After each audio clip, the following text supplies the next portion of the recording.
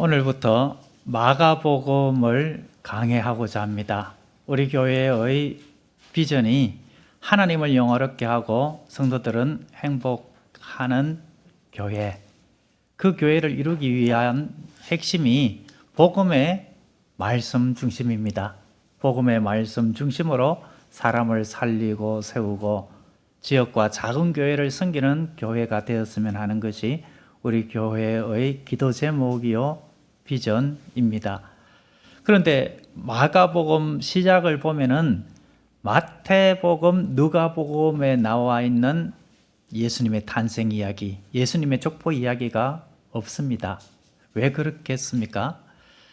이 공간복음이라고 하는 마태, 마가, 누가복음, 그리고 요한복음까지 다 해서 사복음서라고 하는데 각각 수신자, 이 복음서를 받는 대상이 있습니다. 로마에 있는 그리스도인들을 대상으로 마가복음은 쓰여졌습니다. 마태복음은 유대인들을 대상으로 한 복음서입니다. 누가복음은 헬라인들을 대상으로, 그리고 요한복음은 온 세상을 대상으로 한 복음서입니다. 그러니까 로마의 노예들이 대다수였었습니다. 그렇게 노예 신분으로 있다가 그리스도인이 된 성도들이 많이 있지 않았겠습니까? 그런데 노예, 이런 사람들은 족보, 내세울 만한 경력, 이런 것들이 없는 것이 아닙니까? 그러니 이 대상에 맞게 마가복음에서는 족보, 탄생 이야기가 없는 것입니다. 로마 사람들은 서론을 빼고 본론으로 들어가기를 좋아하는 그런 면도 있었을 것입니다. 그래서 마가는 이렇게 말하는 듯합니다. 족보, 화려한 경력이 없어도 된다. 과거가 어찌하였든지 상관없다. 중요한 것은 지금 시작되는 복음이다. 그래서 마가복음 1장 1절은 이렇게 단도직입적으로 선언하고 있죠. 우리 같이 한번 다시 읽어보겠습니다. 하나님의 아들 예수 그리스도의 복음의 시작이라. 성도 여러분, 이 마가복음은 복음서 중에서 가장 먼저 기록된 복음서로 모든 학자들은 그렇게 이해하고 있습니다. 네로 황제가 대박해를 했습니다. 자기가 로마에 불을 지르고 그 책임을 기독교인들에게 뒤집어 씌우는 일들이 있었습니다. 그런 대박해 시대, 그 박해 시대 직후에 그 박해가 주 한 64년경 네로의 그 대박해였다면은 그 이후에 한 65년에서 70년경에 기록된 복음서로 보고 있습니다. 이 마가복음을 최초 복음서로 삼고 마태, 누가복음이 참고한 내용들이 많이 있습니다. 그래서 이 마가복음은 최초의 복음서로서 복음에 대하여서 가장 직선적으로 이야기하고 있습니다. 그러면은 아주 쉬운 질문을 한번 해볼게요. 유리언이도 맞출 수가 있어요. 한번 잘 들어보세요. 마가복음을 기록한 저자는 누구일까요? 마가복음이니까 마가입니다. 마가 요한이라고 이름하죠. 마가 요한은 그의 어머니가 참으로 부유한 가정이었습니다. 과부 마리아는 예루살렘에서 넓은 집을 소유했습니다. 그래서 많은 학자들은 마가의 다락방이라는 표현을 쓰면서 120명의 제자들이 예수님께서 부활 승천한 이후에 성령을 기다리면서 함께 기도하다가 성령을 받은 그 현장이 바로 이 마가의 집이다, 이렇게 보고 있습니다. 마가는 바나바의 조카입니다. 바나바와 바울이 선교사로 파송받아서 1차 선교 여행을 시작합니다. 안디옥 교회에 파송받아서 갈 그때에 바나바는 조카 마가를 데리고 갑니다. 그런데 밤빌리아 버가에서 마가가 성경에 구체적인 이유는 없지만 아마도 말없이 그냥 힘들어서 예루살렘으로 돌아간 것 같습니다. 그래서 이 문제로 인해서 2차 전도 여행 때 바울과 바나바가 다툽니다. 사역 중심인 바울은 아니 그런 자를 어떻게 다시 데리고 갈 수 있단 말이요. 바나바는 그래도 한 번 더 기회를 줍시다. 사람이 실수도 할 수 있는 것 아니겠소? 이렇게 하면서 바나바를 데리고 가려고 하고 옥신각신 하다가 결국 따로따로 선교 여행을 하게 되죠. 바울은 실라와 함께, 바나바는 조카 마가와 함께 선교 여행을 떠나게 됩니다. 마가는 마가복음 14장 51절 52절을 보면은 예수님께서 잡히실 때에 베옷을 입고 그 배로 된 헛이불을 두르고 있다가 예수님께서 잡혔을 때에 그 헛이불을 벗어버리고 벗은 몸으로 도망간 청년, 그 청년이 마가 자신일 것으로 보고 있습니다. 어떻습니까? 마가는 이처럼 사역적으로 실패를 했고 도망친 사람, 어떻게 보면은 허물이 있고 실패한 사람, 믿음에 있어서도 연약한 사람이었습니다. 그런데 중요한 사실이 있습니다. 비록 실패하고 믿음이 없을지라도 그러나 주님을 만나면은 회복될 수 있다라는 것을 마가를 통하여 보여주고 있습니다. 마가복음에는 제자들의 완악함, 믿음 없음, 무지함, 어리석음 이런 것들이 여과 없이 드러나고 있습니다. 제자들의 이런 모습이 마가의 모습이다라는 것이죠. 그런데 마가는 나중에 어떻게 바뀌었습니까? 마가는 베드로의 애제자였습니다. 베드로전서 5장 13절을 보면은 내 아들 마가라고 그렇게 말할 정도로 너무나도 친밀한 관계였죠. 마가는 예수님을 인격적으로 만났던 것입니다. 베드로를 통하여서 예수님의 공생의 사역을 다 듣고 그의 믿음이 성장했을 것입니다. 마가는 베드로의 수행비서요 통역관으로 활동을 했습니다. 그래서 이 마가는 예수님의 12제자 중에 한 명도 아니요, 예수님의 공생의 모든 모습을 본 자도 아닌데 마가복음을 기록했던 것입니다. 베드로를 통하여서 들은 그 예수님의 공생애, 그것을 아주 담백하게 기록을 한 것입니다. 마가와 바울의 관계도 회복되었습니다. 한 10년 정도 소원한 관계가 계속되었지만 그런데 나중에 어떻게 바뀌었습니까? 바울이 골로새에 보낸 골로새서 서신을 마가가 전달합니다. 그 중요한 역할을 마가가 맡았다라는 것이죠. 그렇게 이제 신뢰하고 신임하는 관계가 되었습니다. 바울이 순교 직전에 적은 마지막 서신이 디모데후서입니다. 디모데에게 보낸 서신이죠. 디모데에게 이렇게 당부합니다. 너는 마가를 데리고 오라. 그는 나에게 유익한 자다. 마가가 보고 싶은 것입니다. 여러분 어떻습니까?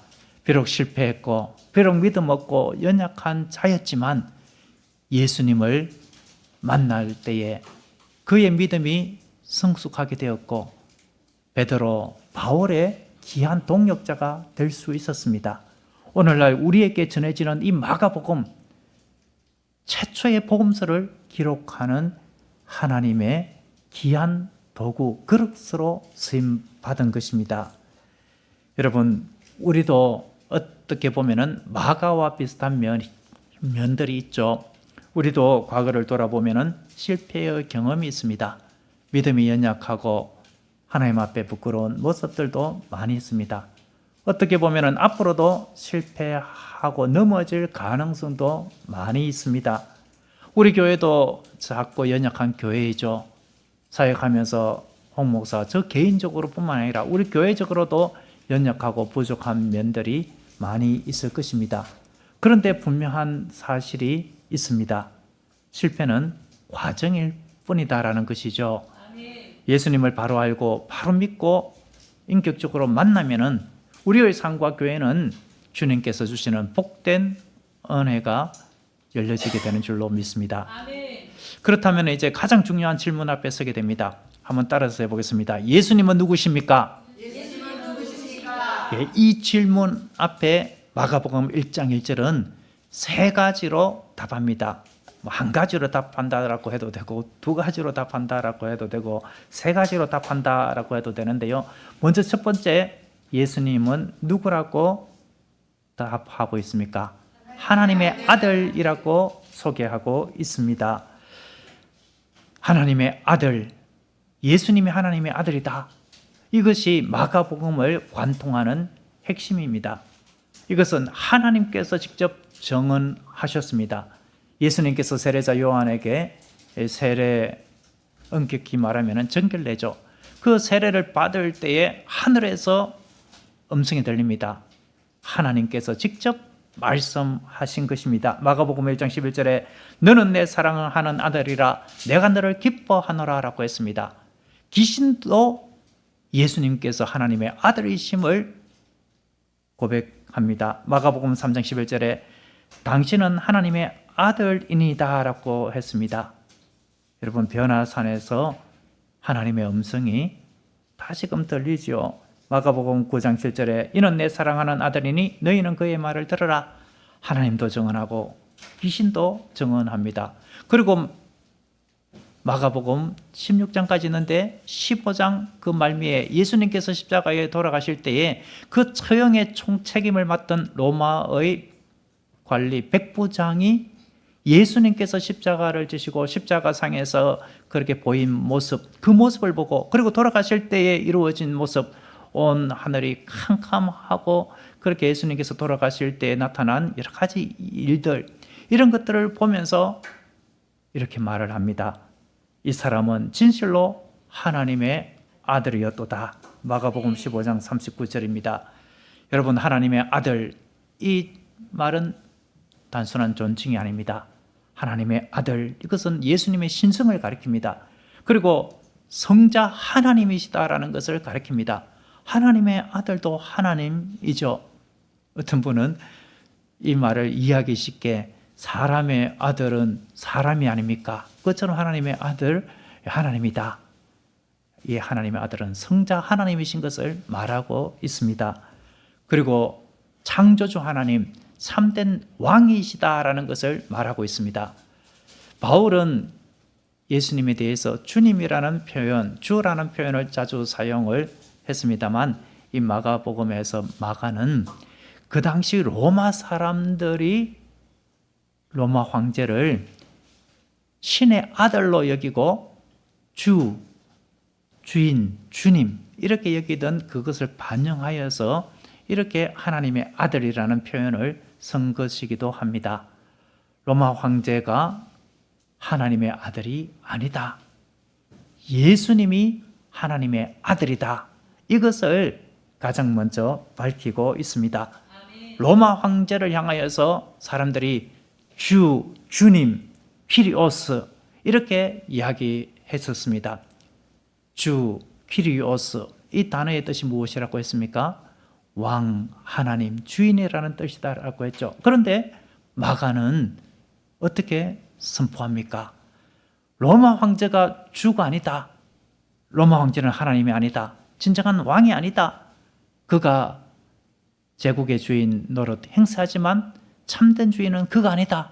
누가 진정한 왕이요, 진정한 하나님, 진정한 주인이다라는 겁니까?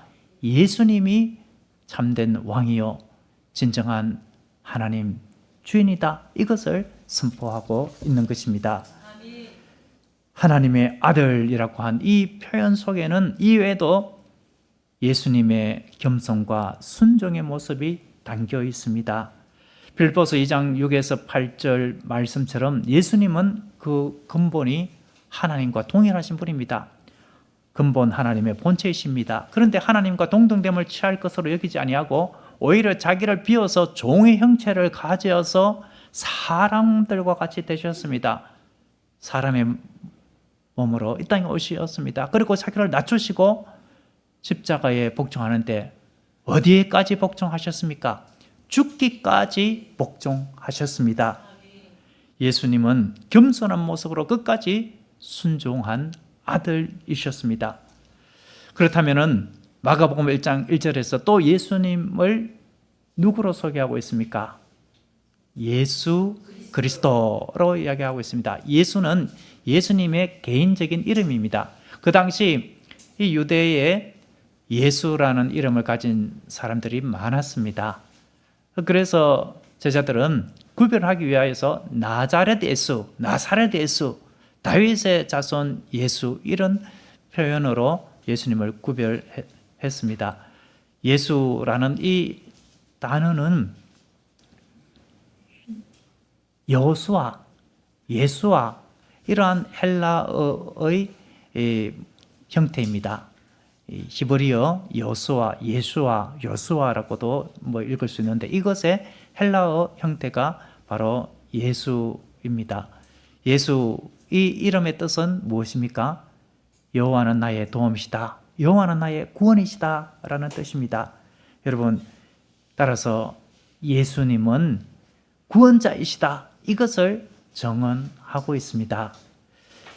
여러분, 마태복음 1장 21절에서 천사가 현몽으로 요셉에게 예수님의 이름을 알려주고 그 뜻을 알려주었죠. 아들을 낳으리니 그 이름을 예수로 하라. 이는 자기 백성을 그들의 죄에서 구원할 자이심이라.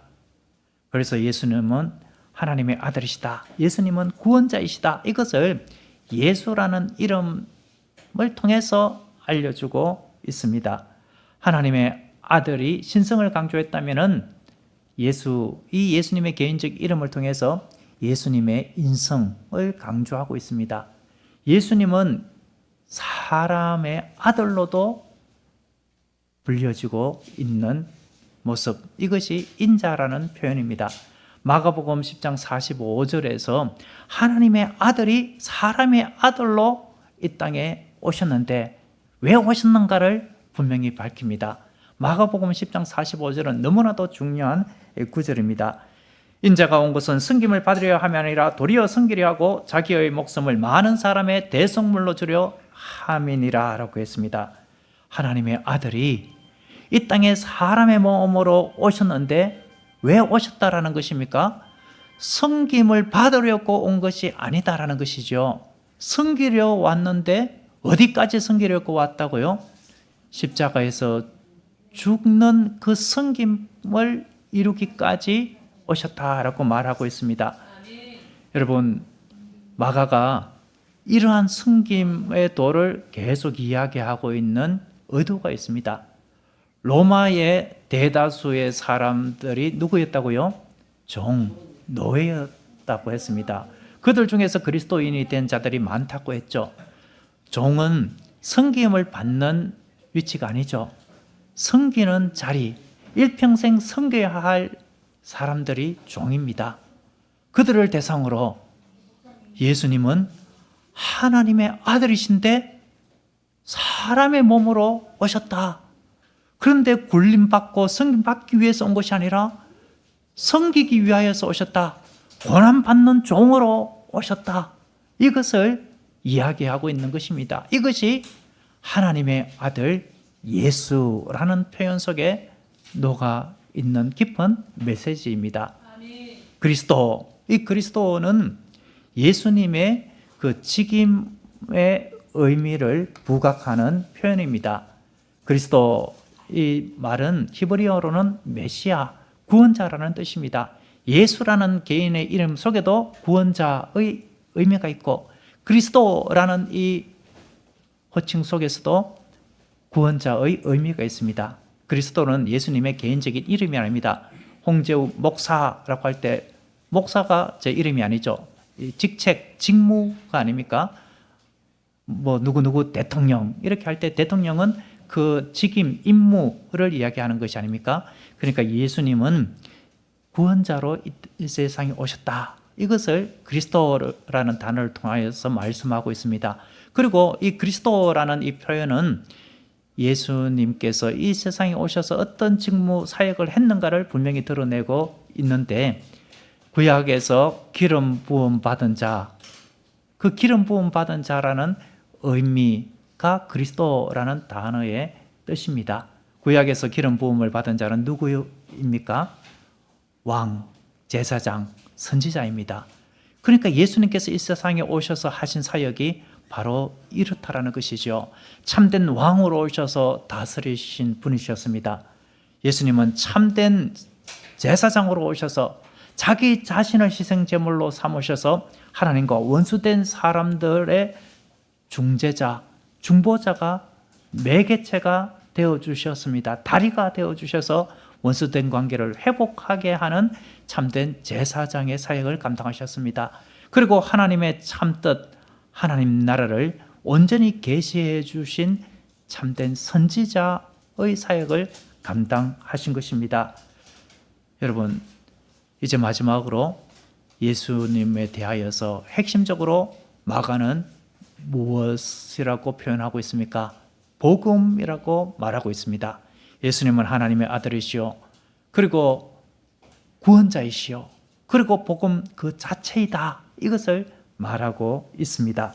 따라서 해보겠습니다. 예수님은 복음입니다. 예수님은 복음입니다. 예, 예수님이 복음이라는 것이 예수님은 하나님의 아들로 이 세상에 자기 백성을 위하여서 구원하러 오신 구원자이시다, 이런 의미들이 다 포함이 되어 있죠. 복음이 한자로 어떤 뜻입니까? 복된 소식, 좋은 소식, 기쁜 소식입니다. 헬라어로 한번 따라서 해보겠습니다. 유앙겔리온. 유앙겔리온. 야, 이렇게 하나 정도 알아두시면은, 그리고 이 의미를 알아두시면은 다른 분들에게도 이 복음을 제대로 전할 수가 있을 것입니다. 그 당시 고대 헬라 세계에서 이 유앙겔리온이라는 이 표현들이 있었습니다. 그 당시 기쁜 소식, 복된 소식, 이것은 왕이 즉위할 때, 그리고 왕자가 태어날 때에, 그리고 전쟁에서 승리할 때가 아주 기쁜 소식이었습니다. 하나의 예를 들자면은 그리스와 페르시아의 전쟁 때에 마라톤 전투, 여러분 기억하십니까? 마라톤이 유래된 그 전투입니다. 마라톤 42.195, 그것이 유래된 일화가 있죠. 전쟁의 소식, 우리가 승리했을까? 그리스 아테네 시민들이 애타게 기다립니다. 그런데 한 전령이 헐레벌떡 숨을 몰아쉬면서 달려옵니다. 사람들이 저 전령의 입에서 무슨 말이 나올까 학수고대하면서 귀를 기울입니다. 그때에 전령이 외친 한마디, 이겼다! 유앙겔리온! 이렇게 이야기한 것입니다. 그들에게 있어서 유앙겔리온은 이처럼 전쟁의 승리의 기쁜 소식입니다. 마가가 의도적으로 이 사람들이 이해하기 쉬운 유앙겔리온이라는 표현을 쓴 의도가 무엇이겠습니까? 진짜 기쁜 소식은 로마 황제도 아니다, 전쟁의 승리 소식도 아니다. 무엇이라고요? 예수 그리스도 그분 자신이 기쁜 소식이다, 이것을 전한 것입니다. 그리고 예수님은 승리 그 자체이다, 이것을 전한 것입니다. 여러분, 복음, 이 복음 하면은 예수님의 고난 순환, 우리가 먼저 다가오지만, 하지만 이 고난 순환 이면에 담겨 있는 기쁜 유앙겔리온, 복된 소식, 이것을 놓치지 말아야 할 것입니다. 예수님께서 하나님의 아들이신데 이 세상에 사람의 몸으로 오셨다. 예수님께서 십자가를 지고 돌아가셨지만 그러나 다시금 부활하셨다. 죄와 사망에서 승리하셨다. 부활의 첫 열매가 되셨다. 이 예수님을 영접한 우리도 부활하게 된다. 여러분, 이것이 얼마나 복된 소식입니까? 온 우주의 가장 복된 소식입니다. 요한복음 3장 16절, 하나님이 세상을 이처럼 사랑하사 독생자를 주셨으니 이는 저를 믿는 자마다 멸망치 않고 영생을 얻게 하려 하심이라. 이 복된 소식, 기쁨의 소식이 그 당시 네로의 박해 가운데 죽어가던 그 힘든 그리스도인들에게 전해지게 된 것입니다.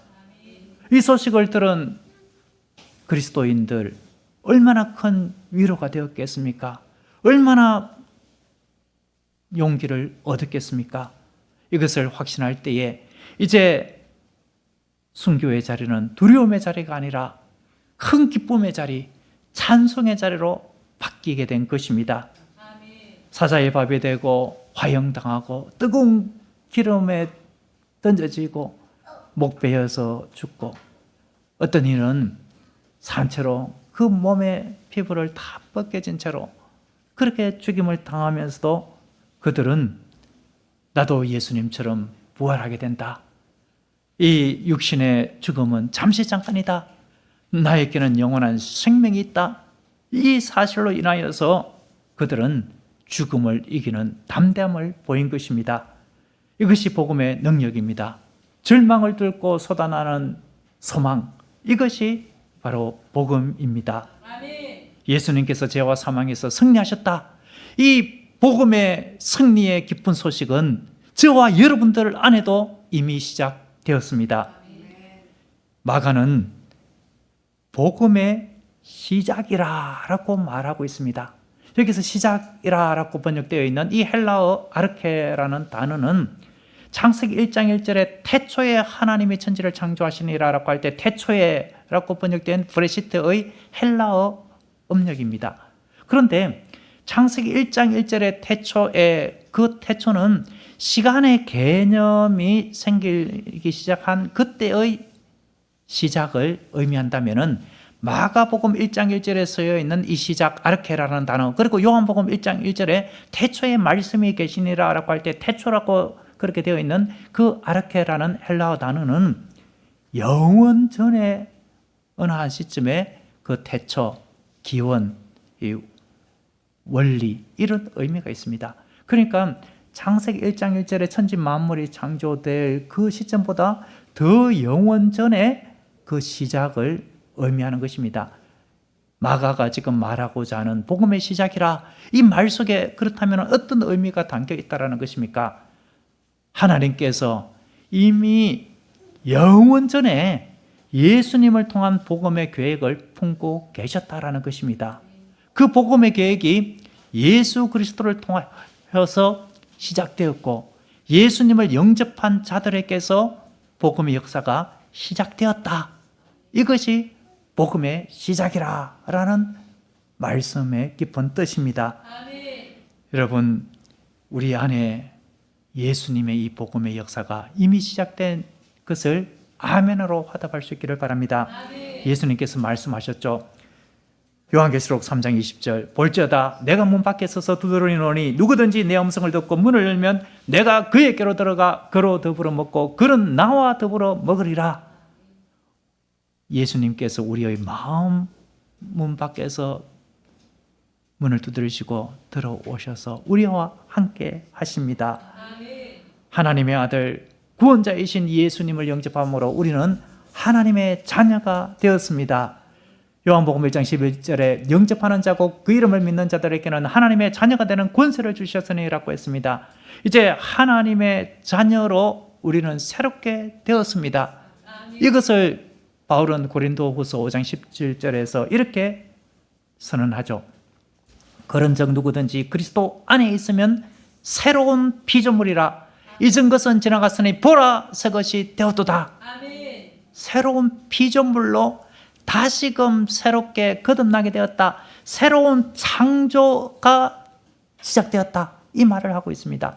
창세기 1장 1절은 이 세상 만물의 창조를 이야기하고 있다면 마가복음 1장 1절 최초의 복음서, 신약 성경의 최초의 복음서 마가복음 1장 1절은 우리 번역에는 하나님의 아들 이렇게 번역되고 있지만 헬라어 첫 시작 단어는 아르케, 시작이라, 영원 전부터 시작이라, 엔 크리스토스, 그리스도의 그 복음의 시작이다. 이것을 이야기하고 있습니다. 여러분, 우리 안에 이미 예수 그리스도의 이 복음이 시작되었고 우리는 하나님의 자녀로 재창조, 거듭났음을 아멘으로 우리는 확신하고 고백할 수 있는 줄로 믿습니다. 그렇다면 이제 우리는 이 복음을 마음껏 누려야 하겠습니다.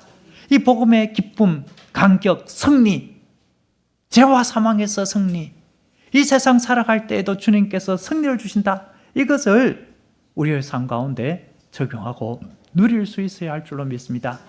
또한 이제 우리는 내 안에 시작된 하나님의 나라, 내 안에 이미 시작된 이 복음을 더욱 알아가기를 힘썼으면 합니다. 올 한 해 말씀을 붙들고 복음, 예수님, 하나님의 나라에 대하여 더욱 알아가는 우리가 되었으면 합니다. 그리고 이제 내 안에 시작된 이 복음을 누리고 알아가면서 내 안에 이미 시작된 복음을 드러내고 증거하는 우리 모두가 되었으면 합니다. 복음의 시작이라고 했는데 예수 그리스도의 복음의 시작이라고 했죠. 예수 그리스도의라고 한 것은 예수 그리스도에 의해서 시작된 복음, 예수 그리스도에 관한 복음, 그리고 중요한 것은 예수 그리스도를 위한 복음이라는 의미가 있습니다.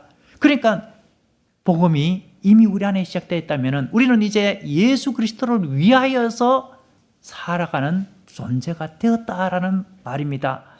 복음의 정인, 하나님의 영광을 위하여 살아가야 할 성도이다라는 것을 말하고 있는 것이죠. 지금 이 시대가 필요한 것은 복음입니다. 이 시대를 보시기 바랍니다. 각종 전쟁과 분쟁, 혼란, 얼마나 힘든 시대입니까? 우리나라를 보더라도 어떻습니까? 교회의 위기, 복음 전파의 위기를 맞이하고 있습니다. 복음 전파를 힘들게 할 수 있는 사회적인 그러한 이 흐름과 여러 법적인 안 좋은 시도들이 계속해서 제기되고 있습니다. 거짓된 복음, 이단 사이비, 그리고 왜곡된 가치관, 인본주의, 이런 것들이 교회 안에 성도들에게도 들어와서 혼란케 하고 복음을 변질시키고 있습니다. 교회 안에 성도들도 기복적 신앙으로 흘러가고 있습니다. 복음 성각 중에 그들은 모두 주가 필요해. 이 복음이 필요한 때입니다. 예수 그리스도는 곧 복음인데 이 복음이 필요한 때에 하나님은 저와 여러분들을 포천세서 만교회로 불러주시고 훈련시키고 연단시켜서 이 복음을 드러내는 자로 세울 계획을 가지고 계신 줄로 믿습니다. 하나님의 아들이신 예수 그리스도, 구원자 그리스도이신 예수 그리스도, 진정한 왕 제사장 선지자로 오셔서 죄와 사망의 권세를 물리치신 승리하신 예수님, 이 복음의 정인이 우리가 될 수 있기를 바랍니다. 우리가 이 복음의 정인으로 살아갈 때에 이 복음에서 주는 은총을 누리게 됩니다. 복음이라는 이 단어는 복된 소식, 기쁜 소식, 그런 뜻도 있지만 복음으로 인한 열매, 복음으로 인한 상급, 이런 뜻도 복음, 이 뜻 속에 있습니다. 우리가 복음의 정인으로 살아갈 때에 우리 주님께서 주시는 은혜로운 열매들을 우리는 받아 누리게 되는 줄로 믿습니다. 기도하겠습니다. 사랑이 많으신 하나님 아버지, 하나님의 아들 예수 그리스도를 복음으로 만나게 하시니 감사합니다. 제 가운데 있던 우리를 구원하기 위하여서 하나님의 아들이 인자로 오셔서 구원자가 되어주셨음에 감사드립니다. 이제 우리 안에 이미 시작된 복음이 우리의 삶의 모든 순간을 이끌 수 있도록 도와주시옵소서. 말씀을 붙들며 주님과 동행하는 믿음의 삶을 살아감으로 복음이 주는 한없는 은혜와 능력을 누리게 하옵소서. 이 모든 말씀을 우리 주 예수 그리스도의 이름으로 기도드립니다. 아멘.